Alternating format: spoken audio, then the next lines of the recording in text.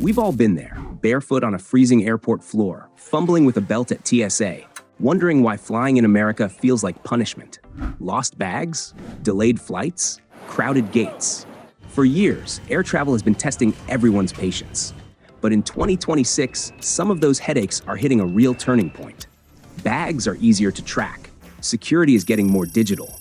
Airline apps can help you rebook faster. And some painful layovers may become easier to avoid. Flying is not suddenly stress-free, but if you use the same airport habits from a few years ago, you may miss tools that can save you time, money, and stress. So before your next trip starts with a terminal meltdown, let's look at what is changing, starting with the nightmare almost every traveler fears: losing your checked bag. We've all stood at the baggage carousel, watching everyone else grab their bags, while realizing our own suitcase is probably halfway across the country. For years, that was the worst part of lost luggage. You knew almost nothing. Even if your tracker showed where the bag was, the airline often could not use that information easily. That gap is starting to close. Apple and Google have the location networks. Airlines have the recovery teams. And WorldTracer is becoming the bridge between the two. If you use an AirTag, you can create a secure temporary link in the Find My app showing your bag's location. Android users can do something similar through Google's Find My Device network, depending on the tracker they use. The key is privacy. Airlines do not get open access to your phone or location history. You choose to share one temporary link for one missing item. That changes the conversation at the baggage counter. Instead of arguing with an agent while everyone guesses, you can send the airline a secure location link. If that airline supports the integration, staff may be able to see where your bag appears to be.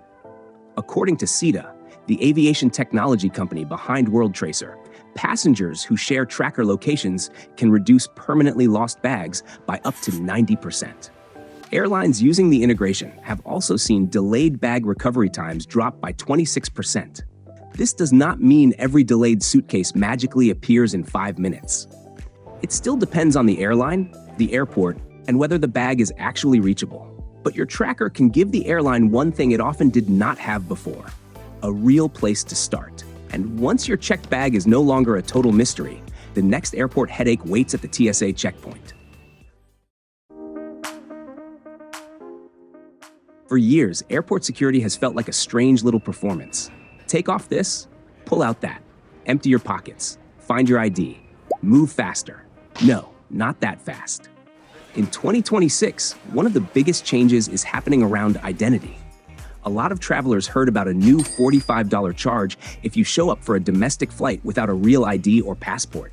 That sounds like a government fine, but it is really tied to TSA ConfirmID, a digital identity verification option for travelers who arrive without an acceptable physical ID. Think of it as an expensive safety net. If you forget your license at home, this may help verify your identity digitally instead of getting turned away and missing the trip. $45 still hurts, but it is better than losing a flight, hotel, cruise, or vacation. At the same time, TSA PreCheck is moving deeper into biometric screening. At participating airports with participating airlines, PreCheck travelers who opt in to Touchless ID may be able to walk up, look at a camera for a split-second scan, and keep moving without digging through a wallet. It means less fumbling and fewer bottlenecks when the system works. Touchless ID is not everywhere, so you should still carry your physical ID as backup. Getting through security is only half the battle. Now you still have to survive the crowded gate area. You know the scene. Every seat is taken. Someone is eating a loud sandwich. Boarding announcements keep cutting through the room. Half the passengers are sitting on the floor next to an outlet like they are camping inside a shopping mall. That is why airports and airlines are putting serious money into something travelers used to treat as a bonus: calm. At major hubs like JFK, LAX, and San Diego, terminals are being rebuilt with more open space, better food, public art, outdoor terraces, and seating areas that feel less like a holding pen. The goal is not just to make airports look nicer. It is to make passengers feel less drained before they even board. And airlines have noticed that people will pay extra to escape the chaos. That is why even airlines known for simpler, more affordable flying are testing premium spaces. JetBlue has opened its Blue House Lounge at JFK, and Southwest is moving toward its first lounge in Honolulu. Of course, this does not mean every traveler suddenly gets luxury. Lounge access still depends on your ticket, status, card, or how much you are willing to pay. But the bigger signal is clear. Airlines are trying to sell calm. The same idea is showing up on board. Legacy carriers like American Airlines are rolling out more private business class suites on some long-haul planes, with better storage, more personal space, and in some cases, closing doors. For most economy travelers, that may not change tomorrow's seat, but it shows where the industry is going. The basic trip gets you from A to B. The premium trip sells privacy, quiet, space, and control. And that leads to another change happening before you even reach the airport: how airlines help you plan and book the trip in the first place. All of these physical upgrades inside the terminal do not matter much if the very first step of your trip, booking the flight, is still a frustrating mess. You open one airline site, then another. You compare departure times, baggage fees, layovers, seat maps, basic economy rules, and prices that somehow change the moment you look at them twice. That is exactly the mess airlines are trying to clean up with AI. Instead of forcing you to decode a wall of flight options by yourself, AI-powered tools can help narrow the choices based on what you actually ask for. You might type, "Find me a summer trip for a family of 6 with the shortest layover and no basic economy." Or, "Show me the best route to Europe where I do not have to change planes twice." That is where AI can actually help, sorting through messy options and turning a confusing search grid into something closer to a conversation. But it is not a magic travel agent. These tools may help with planning, research, and route suggestions, but because of payment security rules, the final purchase still usually happens on a regular, secure checkout page. You still need to check the details yourself: baggage rules, cancellation terms, layover times, seat fees, and whether that cheap ticket is cheap for a reason. So the real upgrade is not that AI books your whole vacation for you. The real upgrade is that it may save you from staring at 47 nearly identical flight options, trying to guess which one will ruin your day the least. And even after you book the perfect route, one problem can still wreck the whole plan: the flight delay you never saw coming. Whenever your flight gets delayed, it is easy to blame bad weather or a mechanical issue. But the real bottleneck is often hiding inside those airport control towers. For years, America's air traffic control network has been under serious pressure.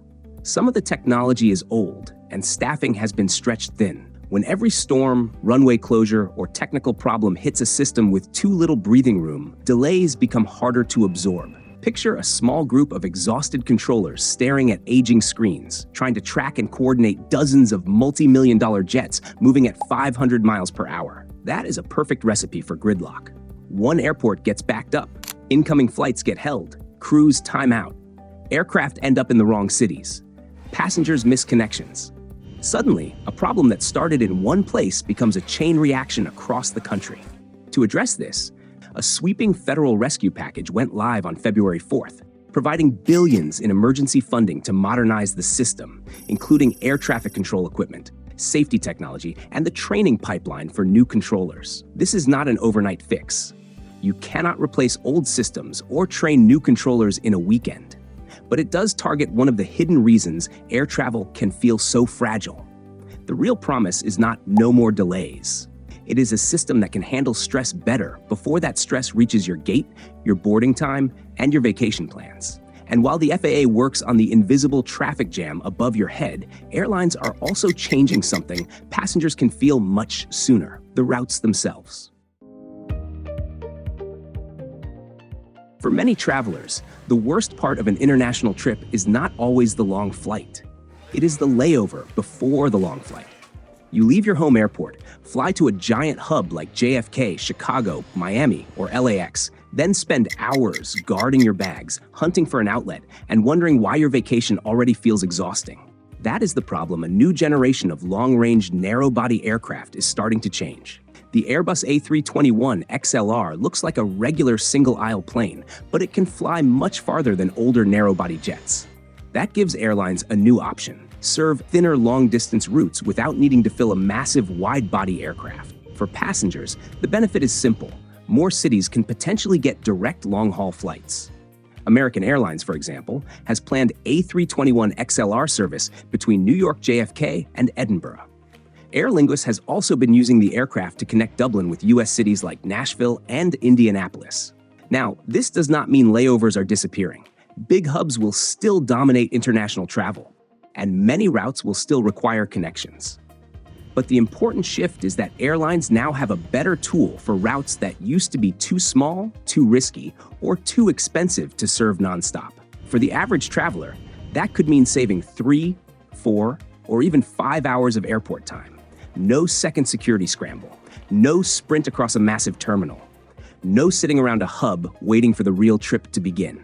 You just board the plane, fall asleep, and wake up on the other side of the ocean with your sanity and energy still intact. And as airlines add more routes and squeeze more flights into busy schedules, the next question becomes obvious. What happens when all that extra capacity runs into bad weather, crowded airports, or a system that still breaks under pressure?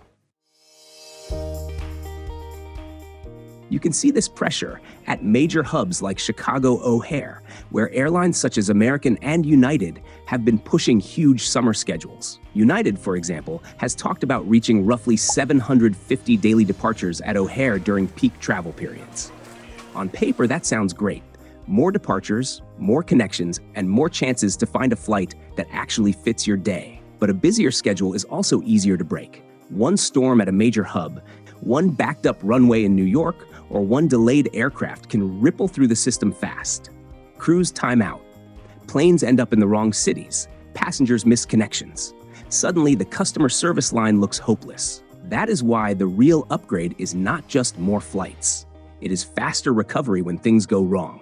If your flight gets canceled, you no longer have to rely only on a chaotic customer service line or 5 hours on hold. The airline system can automatically recalculate alternative routes and push rebooking options straight to your phone. It will not always save you. If every flight is full, there may be no perfect fix. But in a disruption, speed matters. So before you fly, download the airline app, log in, add your trip, turn on notifications, and know where the rebooking button is before everything falls apart.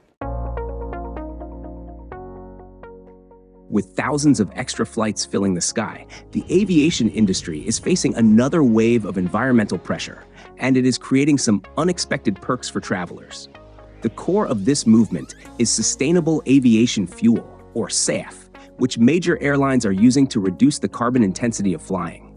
United Airlines, for example, has been integrating SAF into operations at 3 of its biggest hubs: Houston, Newark, and Washington Dulles. But while United is focusing on cleaner fuel behind the scenes, Alaska Airlines has turned this same shift into something loyalty travelers can actually use. Through its mileage plan program, Alaska has offered members 500 bonus elite qualifying miles for every $100 they contribute towards sustainable aviation fuel or related green travel efforts at checkout. For travelers chasing airline status, that kind of bonus matters. Usually, earning elite qualifying miles means spending more time in an actual airplane seat just to get closer to benefits like priority boarding, better seats, upgrade chances, waived fees, and smoother help when travel goes wrong. This program will not buy you top-tier status by itself. There are limits, and if you barely fly, it probably will not change much. But if you are already close to qualifying, those bonus miles can be the little push that gets you over the line. It is not a magic fix for aviation emissions. But for frequent flyers, it creates a strange new shortcut. You can support cleaner fuel and move closer to elite status without taking an extra flight. The perk is real, but only if the math makes sense. Before paying extra, make sure the miles still count towards status.